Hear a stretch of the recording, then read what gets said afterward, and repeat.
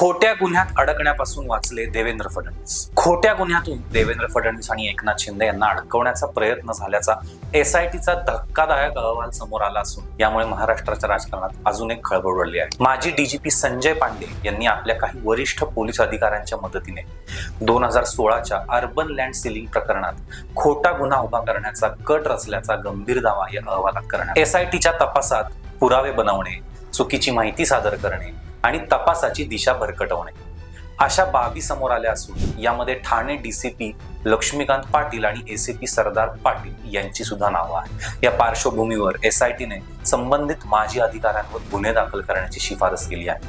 हा अहवाल म्हणजे कटकारस्थानांचा पर्दाफाश असून देवेंद्र फडणवीस यांनी व्यक्त केलेला सत्य बाहेर येईलच हा विश्वास खरा ठरताना दिसतोय.